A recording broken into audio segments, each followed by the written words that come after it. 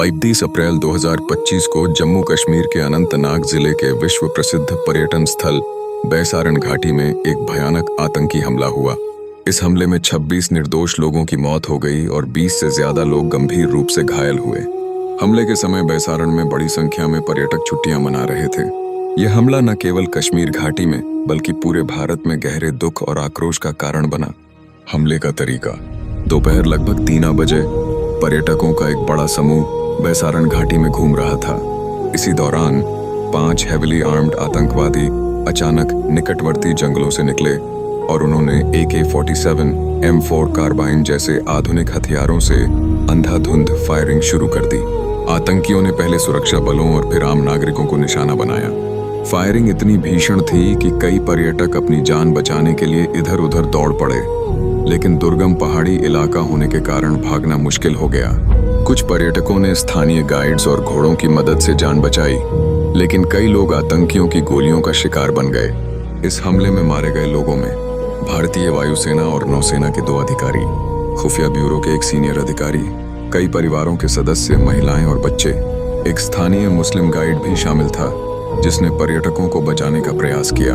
जिम्मेदारी और संदिग्ध: इस हमले की जिम्मेदारी द रेजिस्टेंस फ्रंट TRF नामक आतंकवादी संगठन ने ली, जो लश्कर-ए-तैयबा का सहयोगी संगठन माना जाता है। TRF ने दावा किया कि यह हमला बाहरी लोगों द्वारा कश्मीर में बसावट के विरोध में किया गया। सुरक्षा एजेंसियों ने हमले में शामिल 3 मुख्य आतंकियों के स्केच जारी किए। आसिफ फौजी उर्फ मूसा, स्थानीय निवासी; सुलेमान शाह उर्फ यूनुस, पाकिस्तानी आतंकी; अब्बू तलहा उर्फ आसिफ, विदेशी आतंकी, संभवतः अफगान मूल। विशेष जानकारी के अनुसार इस हमले की साजिश कई महीनों पहले पाकिस्तान के कब्जे वाले कश्मीर POK में रची गई थी। हमले के लिए अत्याधुनिक हथियार और GPS सिस्टम का उपयोग किया गया था।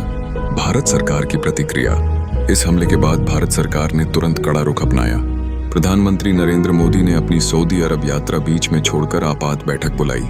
Cabinet committee on security CCS की बैठक में कई बड़े निर्णय लिए गए। पाकिस्तान से सभी राजनयिक संबंध सीमित कर दिए गए।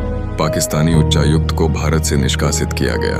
इंडस जल संधि को निलंबित करने की घोषणा की गई। पाकिस्तान के नागरिकों के लिए वीजा सस्पेंड कर दिया गया। सीमा पर कड़ी निगरानी और सख्त सैन्य तैनाती बढ़ाई गई। घाटी में आतंकियों के खिलाफ ऑपरेशन ऑल आउट शुरू किया गया। गृह मंत्री अमित शाह ने सीधे श्रीनगर जाकर उच्च स्तरीय सुरक्षा समीक्षा की और आतंकियों की धरपकड़ के आदेश दिए। NIA और IB को आतंकियों के नेटवर्क को ध्वस्त करने की जिम्मेदारी सौंपी गई। जम्मू कश्मीर की आंतरिक स्थिति: हमले के बाद कश्मीर घाटी में माहौल तनावपूर्ण हो गया।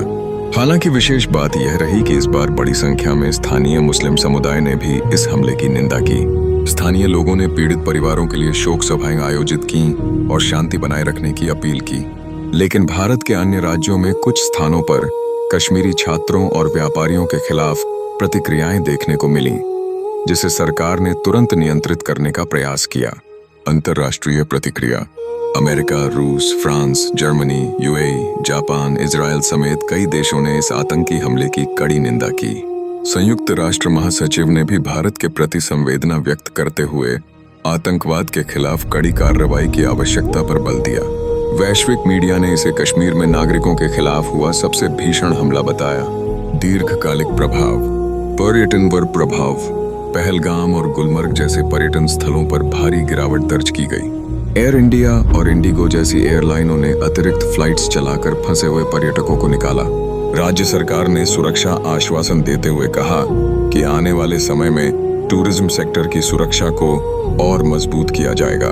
भारत-पाक संबंधों पर प्रभाव: भारत और पाकिस्तान के बीच पहले से ही तनावपूर्ण रिश्ते इस घटना के बाद और भी खराब हो गए।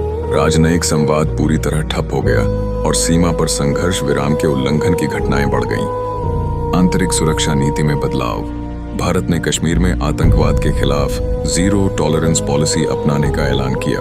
ड्रोन, सैटेलाइट सर्विलांस और आर्टिफिशियल इंटेलिजेंस तकनीक का इस्तेमाल बढ़ाया गया है।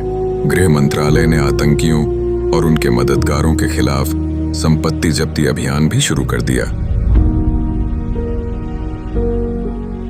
निष्कर्ष: बैसारण घाटी का हमला न केवल एक बड़ा मानवीय संकट था, बल्कि यह भारत के आंतरिक और बाहरी सुरक्षा ढांचे के लिए एक चेतावनी भी साबित हुआ। इस हमले ने दिखा दिया कि आतंकवाद की चुनौती अभी समाप्त नहीं हुई है और भारत को सतर्क रहकर लगातार अपनी सुरक्षा नीतियों को मजबूत करना होगा। देश भर से उठी एकजुटता और पीड़ित परिवारों के लिए समर्थन इस कठिन घड़ी में उम्मीद की किरण बना। आने वाले समय में यह घटना भारत की आतंकवाद विरोधी रणनीति को गहरे स्तर पर प्रभावित करेगी। Roxanne, all she wanna do is